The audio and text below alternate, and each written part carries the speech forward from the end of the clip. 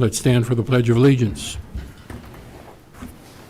I pledge allegiance to the flag of the United States of America and to the republic for which it stands, one nation, under God, indivisible, with liberty and justice for all.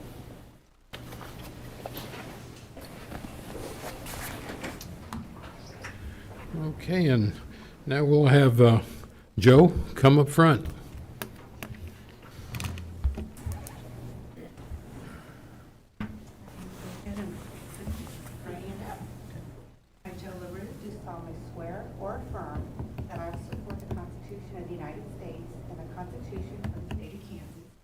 Faithfully discharge the duties of County Commissioner for the District 3. So help me God. I do. Okay, just a minute.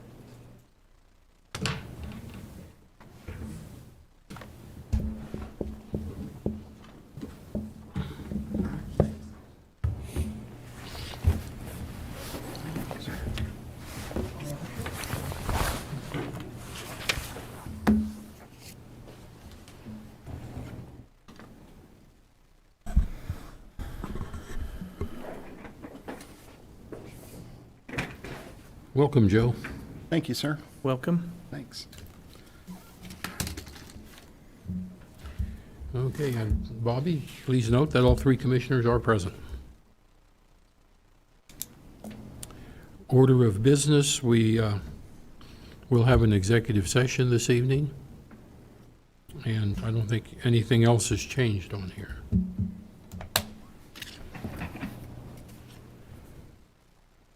Prior minutes, Commissioner, did you have a chance to review the prior minutes? I did. Everything looked good as always. Okay. The minutes will stand as presented. Do I hear a motion for the consent agenda? I'll make a motion to approve the consent agenda A through G. Okay. Joe, did you want to second that motion? Yes, I'll second it. Okay, Joe seconded. And we have a motion and a second, so all in favor say aye. Aye. Motion passes 3-0. Any issues from persons not on the order of business? Okay. New employees, Jackie.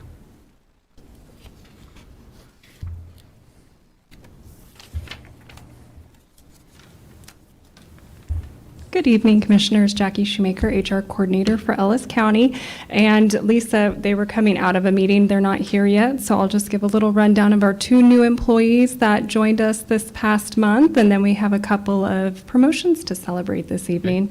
So we did introduce Daniel Newell. He is with Public Works, started as a truck driver on January 24th, and he does come to us with several years of similar experience, and we're very happy to have him back in Ellis County.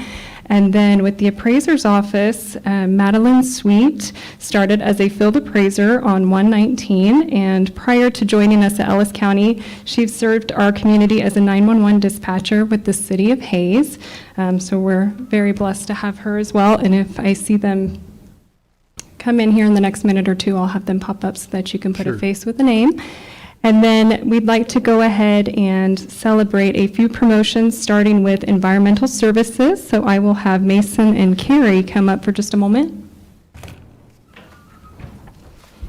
And Carrie was promoted from the environmental services technician, and she's worked in that capacity since August 2021 to the environmental services operations manager here in January. And I'll let Mason add anything to that he'd like. Good evening, Commissioners. Mason Reuter, Environmental Services Director. Yeah, as Jackie said, Carrie was promoted to Environmental Services Operations Manager, and we were very excited to offer her that position. She's learned very quickly, taken up the mantle, and is showing great growth within our department. We're excited to have her on. Okay. Well, welcome aboard. Congratulations. Welcome. Thank you.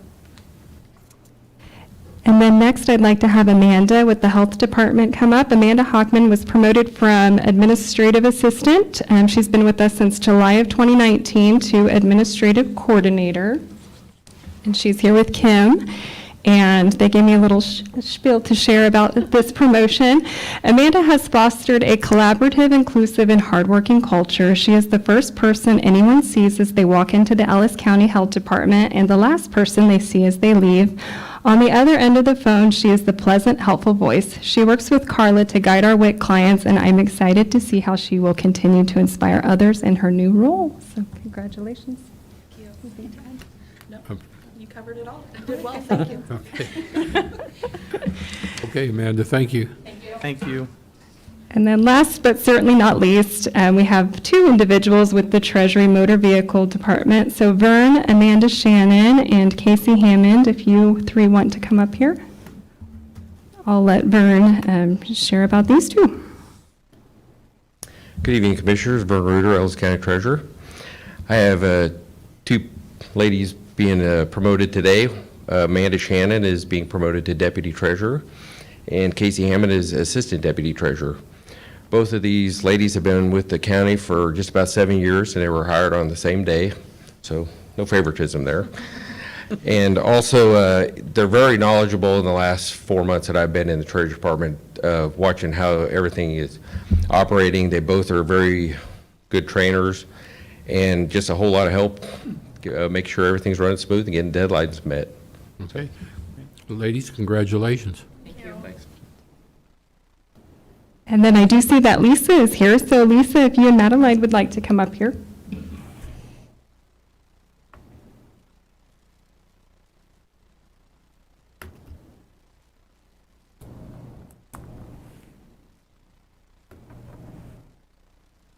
Shared a little bit on your behalf, but if there's anything that you'd like to add. So. Good evening, Commissioners. Lisa Ree, County Appraiser. Evening. We have hired Madeline Sweet. She started just a few weeks ago. She is working with our personal property valuation at this time of year, and then this summer she will start running with the data collection process on the real estate side. We're very excited to have her, and she's picking things up really fast. Okay. Well, glad to have you aboard. Glad to have you. Thank you. And that is all I have for new hires and promotions. We'll have a few new team members joining us next week, so we'll look forward to introducing them at another session. Thank you. Thank you, Jackie. Okay, our next agenda item would be the Noxious Weed Annual Report. Gary? Good evening, Commissioners. I'm Gary Haas, Weed Control Supervisor.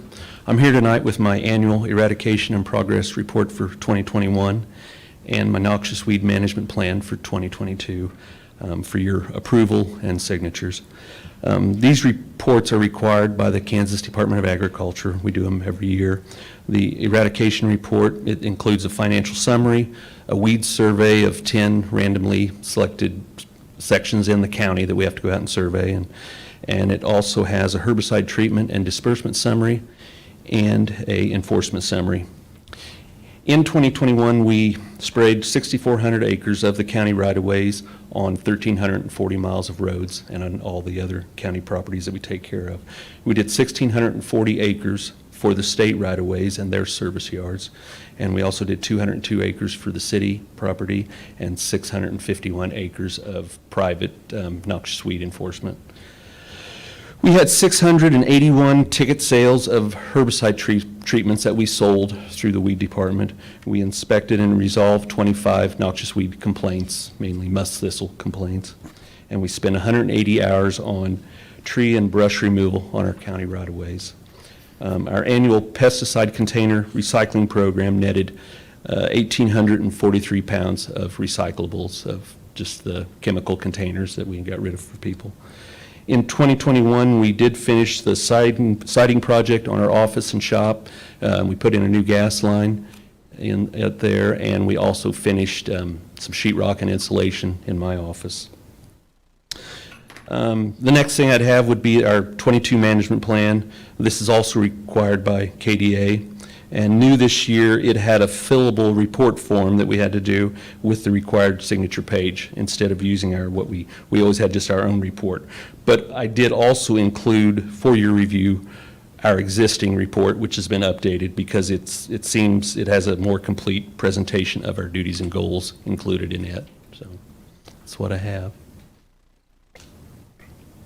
Any questions? How did your 2021 report compare to the 2020 report? Pretty much the same? Close to the same. On my estimates on some of the weeds, the bindweed, I knocked it down a few acres. We didn't have quite as much treatment going on. Part of the time we had a little bit of trouble getting herbicides, and it might even it's looking like maybe it's going to be worse this year. Prices are really high, but the availability might not be there, so I don't know how it's going to affect us. As for our roadside herbicides, we did, right before the end of the year, we got all them herbicides in, so we're good for what we're going to be spraying. Okay. But for some of our sales, it might be tough. Okay. So you guys keep busy. Yep. Thank you. Commissioner, do you have any questions? The only thing I can say is that building looked great. Yeah, it does. It turned out really good. Yep. Very nice Yeah. facelift, so. Yeah. Commissioner Joe, any questions? No, sir. Okay. I'll make a motion that the commission approve the annual noxious weed eradication progress report for 2021 and 2022 management plan. I'll second that. We have a motion and a second. All in favor say aye. Aye. Aye. Motion passes 3-0. Thank you. Thank you, Gary. Gary? Let's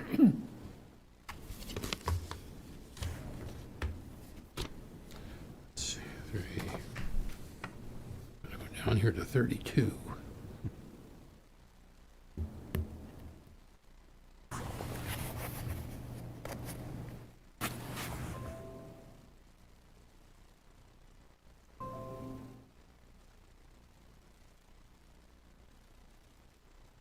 Okay, the next agenda item is the 2021 Solid Waste Annual Report. Mason. Good evening again, Commissioners. Mason Reuter, Environmental Services Director. Just a real quick summary of our fiscal year 2021 report. From the report that I submitted in your packet, we did about $1.3 million in revenue, which is down about $10,000 from the previous year. The discrepancy in that $10,000 is about when the Vagabond Motel in 2020 was torn down, which puts us about exactly where we were in 2020 revenue-wise. In 2021, we brought in about 24.175 million pounds of municipal waste, and we also brought in about 21.1 million pounds of private construction and demolition materials, which is pretty substantial. In that time, during 2021, we've also merged the environmental and solid waste divisions into one department, which is, it's been great so far. We've got a lot of cross-training done and continuing to do some more. We have a new employee starting next Monday that will also continue to learn a lot of the heavy equipment and environmental duties as well. We completed a lot of steps towards our next progress with the expansion of our construction and demolition pit to the north.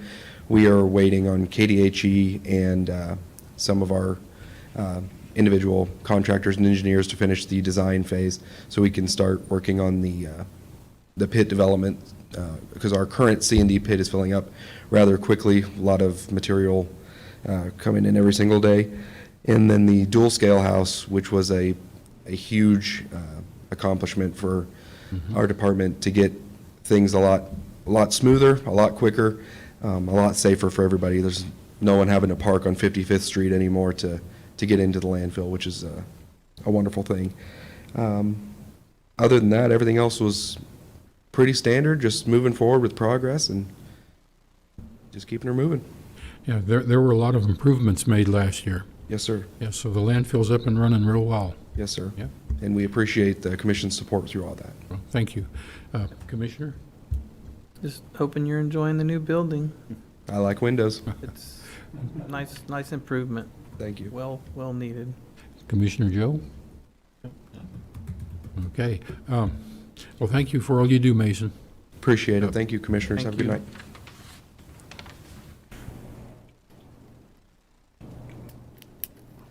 Okay, the EMS Medical Director and EMS Assistant Director.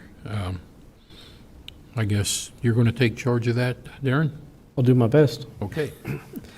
Darren Myers, County Administrator, filling in for Danita Schroeder she's out sick this evening. But before we use 2 agenda items in regards to EMS, the first one is the Medical Director job description. We have noticed in trying to update the EMS Director,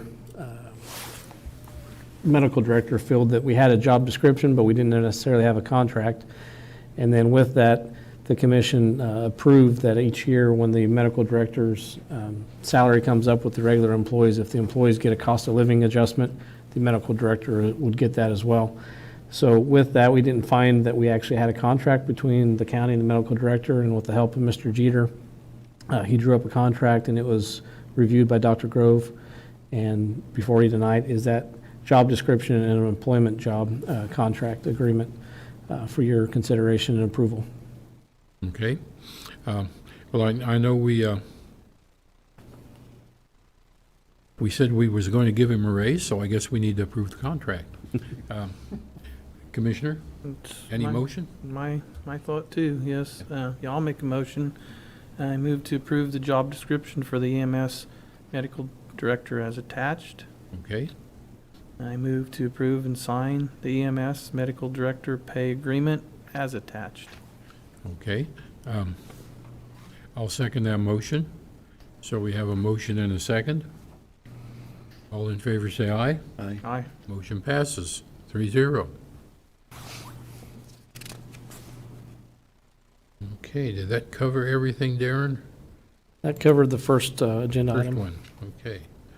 Okay, then we go to the EMS Assistant Director.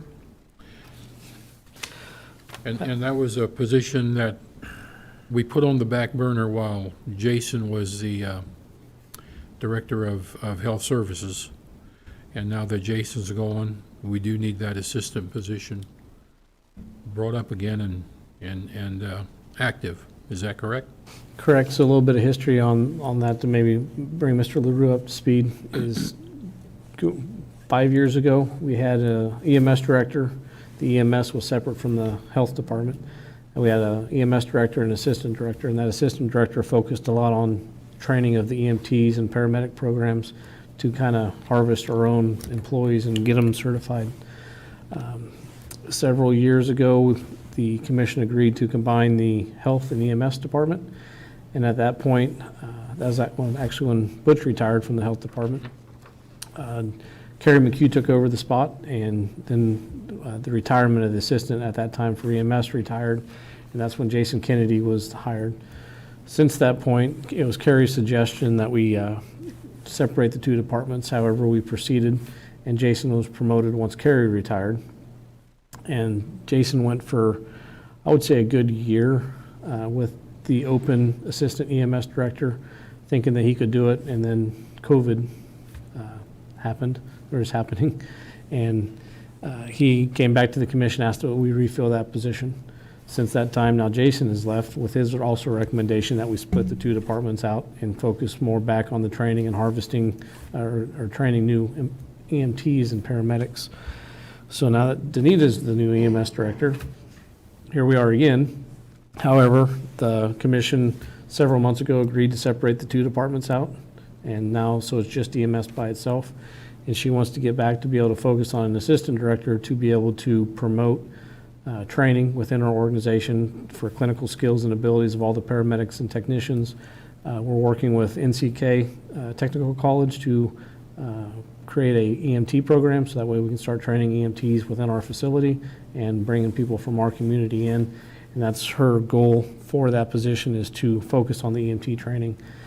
With that, when we started discussing the job description, when she was looking at that, the description specifically, the question came up as a public safety agency, it would be best that that assistant director lived within Ellis County and not have a residency requirement. We have some employees that live in Phillips County.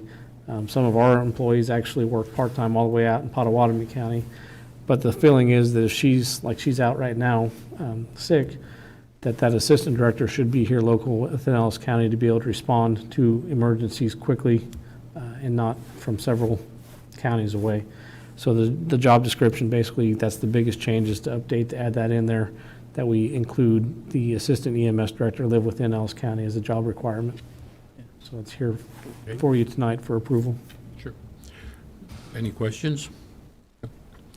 Commissioner, any questions? Comment, I do like the assistant, just like say with her being out, that other employee can be here. Not only that, you put all the burden or load on the head. Let that assistant help. I'm all for that, having another assistant, so. Yeah. I'll move to approve the revised job description for the EMS Assistant Director. Okay, and I'll second that motion. So we have a motion and a second. All in favor say aye. Aye. Motion passes 3-0. And I will make the clarification, that is a budgeted position for both this year and next year. It's not a new position, it's just updating the job description for a current position. Okay, the next agenda item is the Sheriff's Office vehicle purchase. Scott?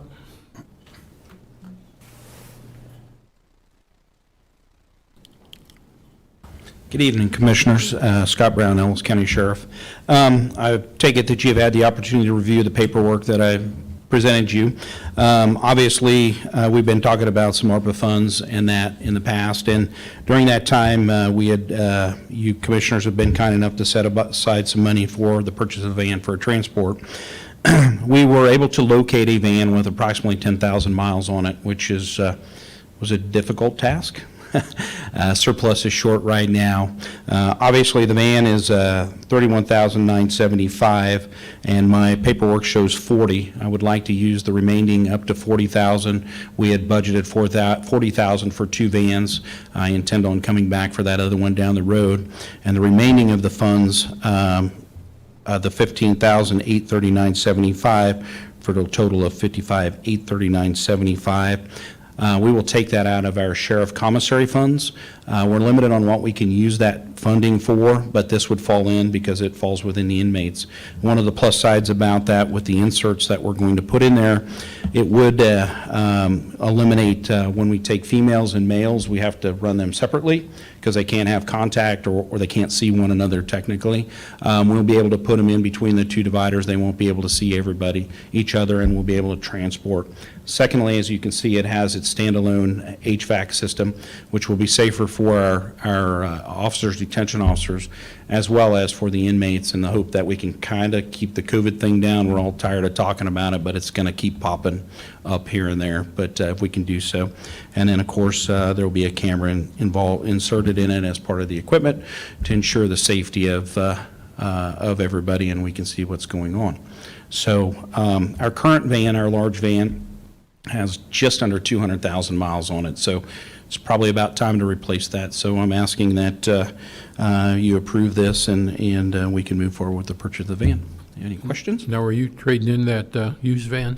We'll probably end up selling it as we have with the others. I haven't spoken with Darren about it, but I thought we'd probably send that over to the Purple Wave so it runs back into that the cash, because it's going to help. Eventually, we're going to buy another one. So that was my intentions, unless commissioners would like something else done with it. Fine with me. Yeah. There's always somebody looking for a vehicle, so Okay. now's a good time to. Okay? And I noticed through all your documentation that these vans are hard to find now. They are. We're on the hunt for a minivan for the other side, and we're having a very difficult time. And we have reached out to about everybody in town in regards to trying to find them, and they just won't even give us a date or whether they can even order them. They're having a hard time ordering them too. So I feel pretty fortunate that we were able to find this with few miles on it. Okay. Yeah, I think you're definitely going to need it as the COVID thing especially dies down. You're going to be transporting more. Yes, Commissioners, I think we're going to have many discussions about Outer County. So, yes, absolutely. Okay. Any questions, Joe? No questions. I just think it's a good use of the commissary fund and ARPA funds. You know, it's a non-recurring expense except for maintenance. It's not coming out of the normal budget, and with as hard as vehicles are to find right now, it looks like it's a steal, so. Thank you. Commissioner Neal? Nope. Let's get her done. Okay. I'll make a motion to approve the purchase from Superior Emergency Response Vehicles of a used 2020 Chevy Express Transport van with approximately 10,000 miles with an inmate transport insert, $40,000 funded by the ARPA funds, and the remaining $15,839.75 from the inmate commissary fund, for a total of $55,839.75. I'll second. Go ahead. I'll second. Okay, we have a motion and a second. All in favor, say aye. Aye. Motion passes 3-0. Thank you, Commissioners. Thank you, Scott. Hang in there. We will. We're good.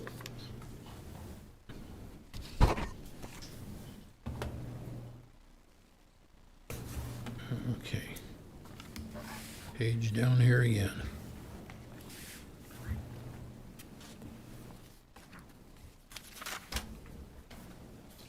Okay, we'll get that. Okay, the next agenda item is the Cdbg grant for Ellis County EMS Fire Station. Lyle? Good evening, Commissioners. Lyle Pantel, Emergency Manager, Assistant Fire Chief. Come before you this evening looking for your approval to move forward with WSKF Architects. It's an opportunity between Ellis County and the City of Ellis to modernize the facilities over at the City of Ellis, where we house our county fire vehicles, EMS ambulances, and the City of Ellis fire apparatus. This contract does not bind us to actually complete the project. It is more of a fact-finding and information gathering contract where we will work with WSKF to figure out the needs of each organization individually and design a floor plan and a space need to figure out whether or not we need to acquire some land within the City of Ellis to place this building.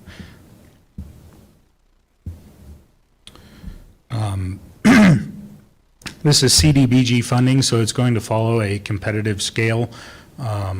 Similar to the CV that I had done in 2020, 2021. But this one is going to hinge a lot more on our LMI status. And that is how they determine what amount of funding we can receive. It's a 5,000 population hard cutoff. Anything under, we would qualify for $600,000.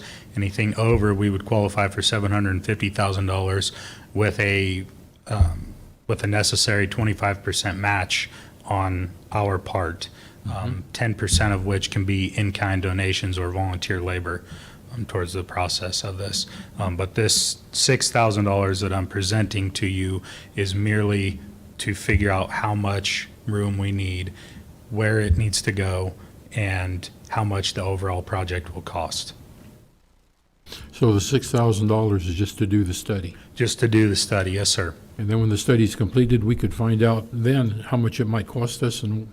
Yes, sir, and if it is something that we deem is not appropriate for us at this time, we have the information necessary to make budgeting adjustments for a future building.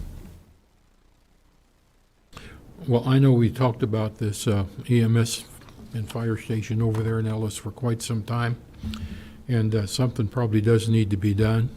So I'm in favor of going ahead and getting the proposal done. So.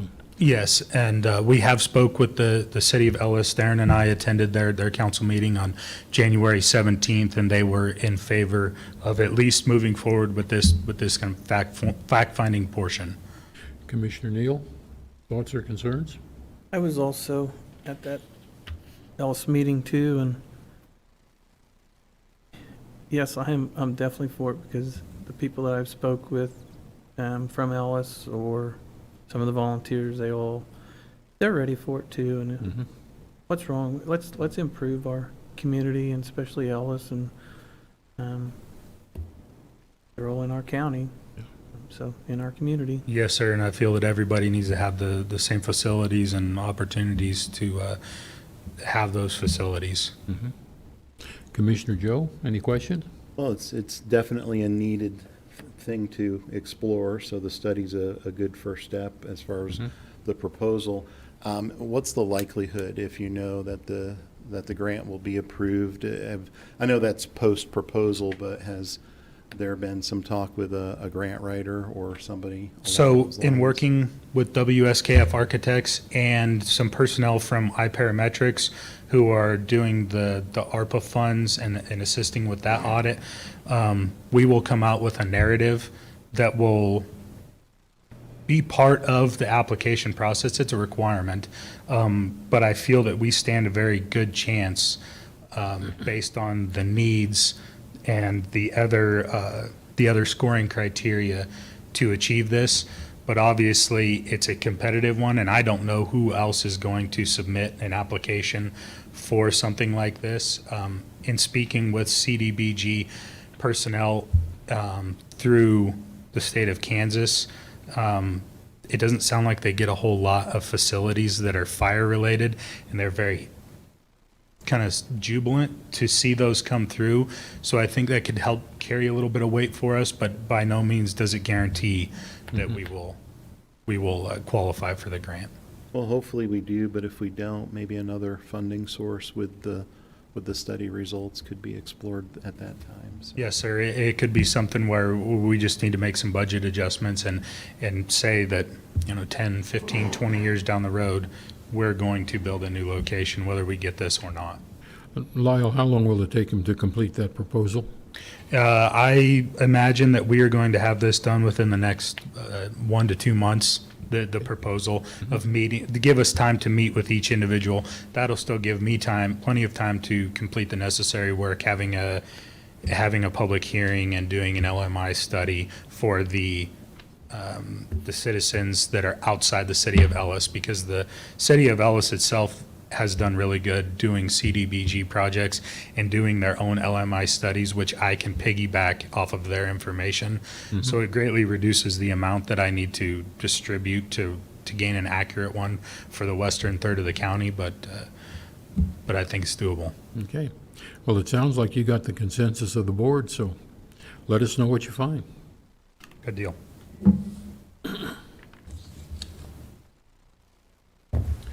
Okay, our next agenda item is the KSFFA sponsor. Darren.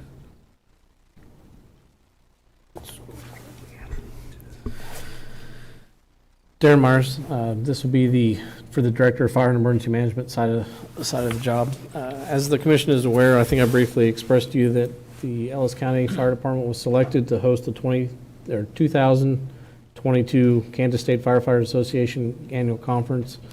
Starts April 1st, 2nd, and 3rd. It'll be out at the Hilton Garden Inn. It's a statewide organization. There's over 600 fire departments throughout the state, and attendance usually ranges between 150 to 250, depending on the location. And obviously, COVID has receded those numbers quite a bit over the last couple of years, but we're anticipating hopefully about 150 firefighters from around the state that will attend the conference. Part of that, the process is the county fire department, the fire district, which is essentially taxpayers. This is not coming out of the fire district funds at all. The Ellis County Fire Department, Company 5, Firemen's Relief Association, they have their own private funds that's completely separate from Ellis County. They are, they're the ones actually, I guess, technically hosting and paying for this conference, which estimated cost around $15,000 for the conference. So they have to upfront that money and depend on vendors to register, sponsors to support the conference, as well as firefighters from around the state to register for the event to help recoup that money. So when we were discussing the possibilities of who may be able to help or be willing to help, I came up with the idea that we potentially ask the commission for a sponsorship for the conference, as we are going to have probably many firefighters from around our area that will attend the conference that help us on a recurring basis. For instance, the December 15th fires, we had 5 other counties, I believe, that assisted us throughout those days, and we go help them, they help us throughout the year. So with that thought, I visited with Mr. Jeter to make sure that this would be an allowable expenditure. It's kind of outside the norm to sponsor, and but I didn't want to make it's within my authority to approve, but I didn't want to do that myself because I have kind of a biased position on this. I wanted to bring it to the commission and ask the commission's support to fund the lunch on Friday the 1st. Approximately 150 firefighters to have a boxed lunch throughout the keynote speaker address and have it sponsored by the county commissioners. Well, I know I don't have a problem providing the firefighters a box lunch. It's the least we can do, considering all the work and efforts they put into fighting the fires. Commissioner, comments? Agreed. Definitely want to show them our appreciation in any way we can. Commissioner, you? Have we done this in the past ever? Well, actually, the Sponsored? last time this conference was in Hayes was back, actually, my grandfather just retired from the City of Hayes Fire Department. I believe it was in 2000, and that was the last time this conference has been in Hayes. But we haven't had a conference center for many years until when it opened about a year or two ago out there. So we bid on it in 2020, 2 years ago for it to be here. I'm all for it. That's great. Like I said, just our volunteers that left their families and could not have come back home that night. So this is the least we can do. Yeah. I'm all for it. I appreciate it. I'll approve, or I'll get a voucher made up here in the next voucher run, and the check will go, it'll be made out to the Hilton Garden Inn, because that's where the food will be, purchased from for the conference. So, Okay, Darren, sounds like a plan. thank you for your support. Okay, the next agenda item is the Dsnwk Agreement for Services. Darren? The last item here is just an annual agreement the Dsnwk sends us for the commission to approve. It doesn't basically bind anybody to use the Dsnwk services, but what it does is it signifies that the county gives funding to Dsnwk, which I believe in 2022 is $250,000. That was increased, I believe, from $240,000 last year. What that does is it gives those funds to Dsnwk and then allows individuals throughout the community to use the services from Dsnwk for those different kinds of needs that services that they provide. This is an annual agreement that gets updated, basically the same verbiage, it's just the dates and the dollar figures change. And it's just that time of year to update that agreement with Dsnwk. Yep, I signed it in the past. I don't mind signing it again in the future, so I'm on board with it. Commissioner? So am I. Commissioner Joe? Okay, we'll sign it again. Okay, County Administrator Report. Darren? I actually have nothing tonight. I'll talk a little bit about projects during the PBC meeting. Okay.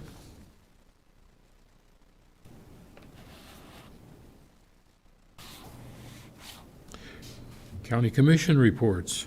Neil? Commissioner Neil? Yeah, like I said before, I attended the city meeting with, Ellis, and second thing, I also attended the ag meeting on the 13th of January at the Shank Building, just to, actually show that the county cares. And then I did go to the annual chamber banquet the 25th of January, and then I also did go and represent us at Victoria's second meeting for their old folks home to try to make something of that, which the attendance was probably double this time from the first time. And then on January 27th, I went to the FSA meeting to also represent the county there. And the people of Catherine actually invited me to the Knights of Columbus meeting over there because they were concerned who their new commissioner was. So I went over and represented us for that. So I guess it was a busy time for me, and it's not, I guess, just every Monday night spend an hour up here. There's a lot of time spent by us commissioners going to support our community. So that's all I have. Okay. Commissioner Joe, do you have anything to say this evening? Thanks for going to Catherine. And really the one event that I went to recently was on Saturday. I went to the Coffee with the Legislators function that the library hosted, and Sarah from the chamber moderated, and it was very well attended and a lot of interest, and it was really great to see both our state and federal level representatives being able to take the time to come and visit our community and answer questions. Okay, and last week I had to go up to the Treasury to renew my boat tag, or my trailer tag for my boat. And they have a new system up there where you need to log into the little iPad and everything. And I found it was real easy to use, so that's saying something. I think it's a good addition to what Vern has done with the Treasury. Clearly shows when you're next in line and what window to use and everything. So I was somewhat impressed with it. I did that also. And I seen a strange face behind the counter. It was Vern was back there actually working in the tag department. So Yeah, for him. absolutely. Okay, executive sessions. I'll make a motion, we go into executive session for 30 minutes for the potential acquisition of real estate. And included would be the Board of Commissioners, Brandon McKay, Bill Jeter, and Darren Myers. I'll second that. We have a motion and a second. All in favor say aye. Aye. Aye. Motion passes 3-0.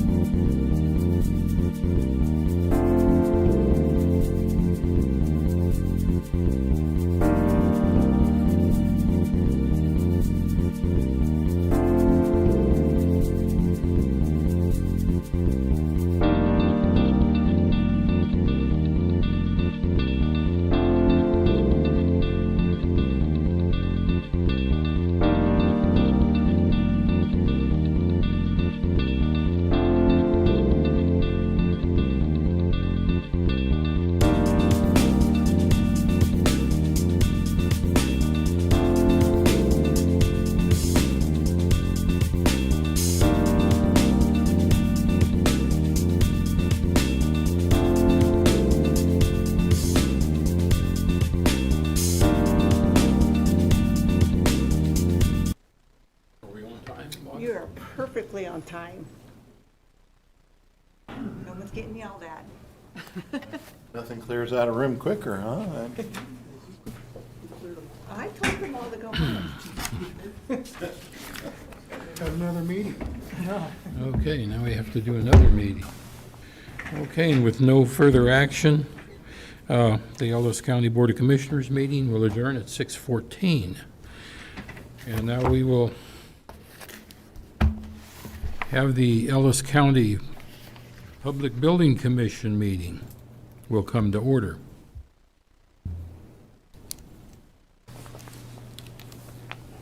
Everybody's here, Bobby. And the agenda, was there prior minutes? I don't, You probably received them quite well. Yes, Neil was the only one that needed to sign them because you were absent. oh, okay, And Dean's not here. okay. So if Neil thinks the prior minutes were good, Yes. they stand approved. Okay, reorganization of the Public Building Commission. I think historically, the Public Building Commission is organized the same as the County Commission, if I'm not mistaken. Okay, so we need to reorganize. Do I hear a motion for the chairman of the Public Building Commission? Just to clarify that, Mr. Chair, you can have members of the Public Building Commission who are not county commissioners. Oh, okay, And if there's a project that's actually run through the Public Building Commission, for example, by the city of Hayes, they're required to have a representative on the Public Building Commission. oh, okay, But the only projects we've ever done have been county projects. okay. Is there a motion for chairman of the Public Building Commission? I make a motion to appoint Mr. Butch Schleier. Okay, do I hear a second on that? I'll second it. We have a motion and a second to appoint me as chairman of the Public Building Commission. All in favor, say aye. Aye. Motion passes 3-0. I'll make a motion to appoint Commissioner Younger as the vice chair of the Public Building Commission. Is there a second on that? I'll second that. We have a motion and a second to appoint Commissioner Younger as the vice chair. All in favor, say aye. Aye. Aye. Motion passes 3-0. Okay. Is that all we need to do? Reorganization? Okay. Is there anything regarding accounts payable? The Treasury has notified me in the second voucher schedule of February, they'll pay the interest payments. It's not necessarily the bond, or the interest payments for the bonds for the PVC, but we do have the bonds for this building and the old health building that we pay the interest rates on, and they'll be paid here this month. Okay. Okay. And then we have the project manager's report. As we spoke a little bit before the meeting, I guess that is one appointment that if the commission was wanting to change is you do appoint a project manager within the PBC. And for the last couple of years, the commission has appointed myself. We could change that if you do wish to do that. I'll make a motion to appoint Darren Myers as the project manager. I'll second that. We have a motion and a second. All You in ain't favor, getting- say aye. Aye. Not getting out of it that You easy. ain't getting out of that. Hear the train a coming. I got so much extra time. There's not necessarily any projects that the Public Building Commission is actually currently working on. We're just paying off the bonds from the projects that we had when we remodeled this building, as well as the building just down the street here, the 601 Main, I believe is the address. So technically, we have no ongoing projects. We finished some up through the PBC when we had an old sales tax. We renovated the EFIS on the outside of the courthouse 2 years ago, did a restroom remodel in the courthouse to make it more ADA compliant. And then we did a new entryway for the judges' chambers. Instead of coming through the courtroom, they made a separate entranceway. Those were kind of the last funds that we used from the sales tax that was passed to do the remodel for that building, this one at 601 Main, and then the EMS fire building on 22nd Street. But I just thought since we were talking about building projects themselves, we kind of have three big ones that are going on. The first one is the parking lot outside. We just initialized the first payment of that. Like I said, it's not through the PBC, but they have tore down the old bank building, and today they poured the final stretch of this phase of the current parking lot. So hopefully within the next week, they will temporarily tie the two where the old asphalt to the new paved concrete is at. They'll put a little fill strip of crushed rock or something in there, and then we'll have a full parking lot expanded out. And then so all of our employees that are currently parked on the asphalt now, they'll be able to park clear out there. And eventually, when the parking lot gets done, it's going to give us about 32 extra spaces down there, which about doubles the amount of parking that we have now. But like I said, they poured that last section today, so hopefully within the next week, 7 to 10 days after they get their first break points for the concrete, they'll be able to open that up. The second project that we're getting ready to start working on is this building. It's not part of the PBC, but this building was part of that bond to renovate and purchase. But we have received bids for the HVAC rework at this building. Next week, that'll be on your commission meeting agenda for approval. The Buildings and Grounds technician, Greg Herbert, and myself will be meeting this week to go over the bids. At this point, I'll say they're good bids. They're very competitive. We just need some clarification on both, and that should be on your packet next week, hopefully for approval. And then the final thing that Commissioner Younger wanted me to bring up was progress on the 230th and Feedlot Road project.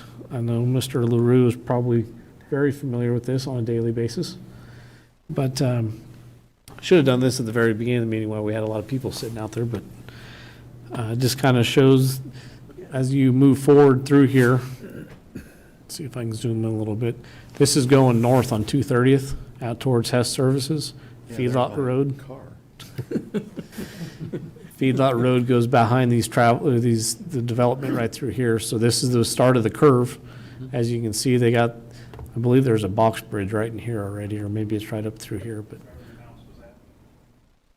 they had to move these telephone poles, They're highline poles. or highline poles, Not telephone. utility lines, because the sag in between these two, the ground clearance between the top of the paving to the the lines was too low, so we had to move those further to the east and then raise them up a little bit.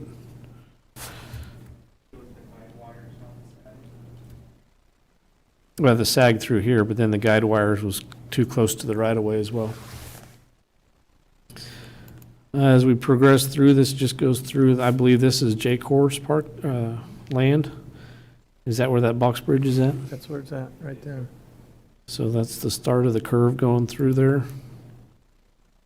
This is that development, the housing development that's out there.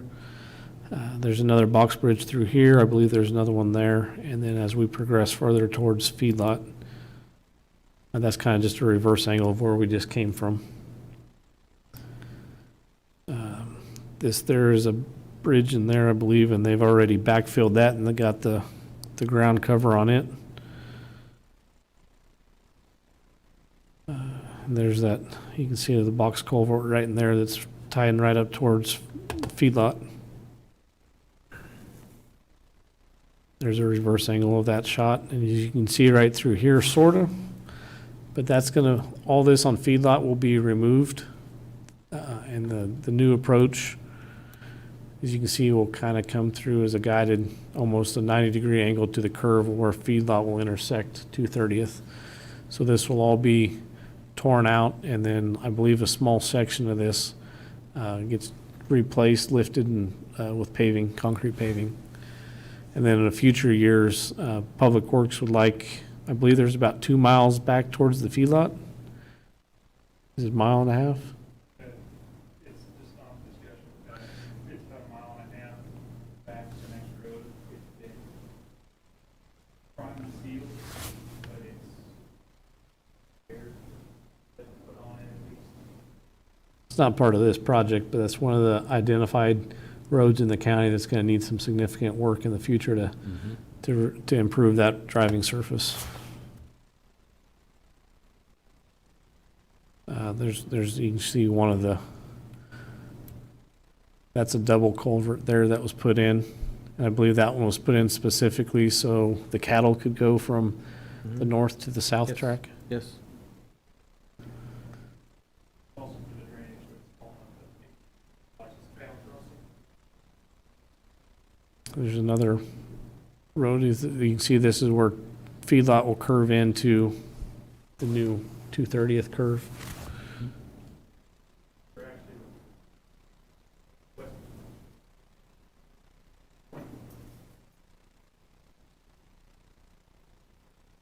Good evening, Brendan McKay, Public Works Director, Ellis County. So in the bottom left corner of the screen there, see we're staging. So main line for this project is not scheduled to be shut down until March. Wildcat and Hess have made the request to shut it down earlier. Here in, it hasn't been approved yet. They'd like to shut it down here in about a week or two now. So in regards to us giving them that concession, we're going to ask that it's finished a week earlier. So instead of finishing mid-November, it'll now be the first week in November. I don't have the exact date in front of me, but we're discussing it tomorrow when we meet for our bi-monthly meeting on it. So that's be the last box for this part of the project. It's part of phase two. Phase two is not scheduled to start until March, mid-March. They're wanting to move that up so they can start it earlier. So we may have some road closures there before the mid-March date is set. Once we get report either way from KDOT, Federal Highway, I'll make sure informal review of that. That'll be signed saying the road's closed, so. And all the other people around it. Yes, and we'll have big signs at 240th, so that way no trucks come down that roadway to where it's blocked off. And there's no good spots for a large truck or tractor trailer to turn around. Good. So there'll be lots of signage at 183 and then along the route to there. Okay, good. Thank you, Brennan. Yes, sir. Just looking back to the west. And this is just a video. Who did you say shot all this? Curtis Moore. Kurt Moore?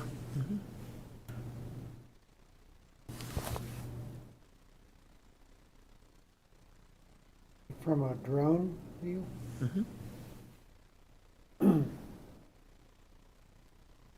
He's ready to go do it again.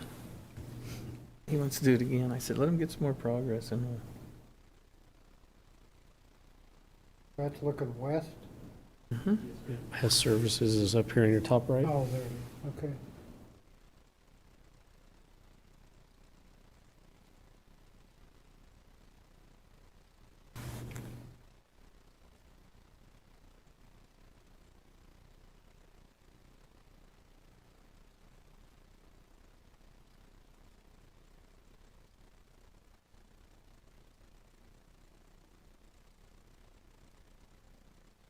Hess's construction crew's doing us a good job that I've seen.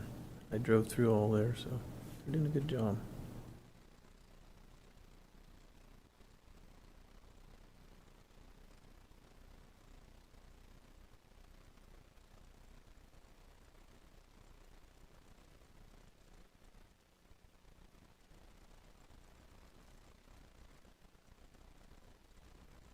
It doesn't go the whole length. It should probably stop here any second, but Is that a 2-lane with an improved shoulder? Is that what it is? That road that intersection, Yeah. road that intersects is actually a lease road at Willowville. Oh, no, I mean the road we're putting in. Talking, it'll he's talking essentially about- almost look like the bypass going around the Buffalo Pins, except it'll all be Okay. asphalt. The shoulders won't be quite as wide, but they'll have a rock shoulder extended to that, so you won't have quite the asphalt shoulder like the south bypass has. You'll still have, it was wider than a 24-foot driving surface, because it had 4 foot of shoulders on each side. Larger than that, and then as you get toward that service, clear view entrance, and you see right at the end of this video, I believe it'll have. Right in here. as well on. Yeah. There'll be concrete stains all over this. Two driving lanes, substantial shoulders that are concrete, and then rock run off after that. So is it concrete all the way from 183? Yes, sir. So where they finished pouring the concrete clear up here by 55th Street, that's all concrete new. It'll be concrete all the way through this, all the way north to Feedlot and then all the way to 183. And then they're actually going to widen 183 southbound to have a dedicated right turn lane onto Feedlot. There will not be a center turn lane north. But on this curve, right, well, you can't see it here, but where this curve is at, where Feedlot will interconnect with there'll be a center turn lane, I believe, here for northbound traffic to turn on north onto Feedlot and go back to the west. And then there'll be a right turn lane here to turn right onto there.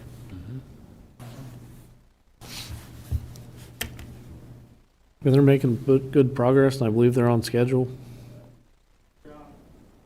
We're led to leave their ahead of schedule, that's why they're requesting the closure. Ahead of their original schedule, for submitting a revised schedule to us, and that's why they're looking at taking a week off. They're ahead of schedule now. Some concessions are allowed them to go off plan.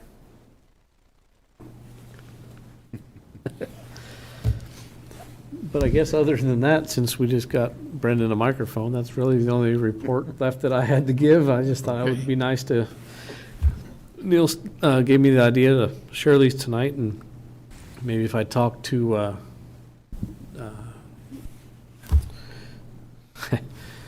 Jonathan Swaggart, sorry, I'll mention it to him that we got some pictures, maybe they can do a news story. He might be interested to do something, but that's all the report I had for the project manager piece of things. Okay, so that's it. So the Public Building Commission will adjourn at 6:31.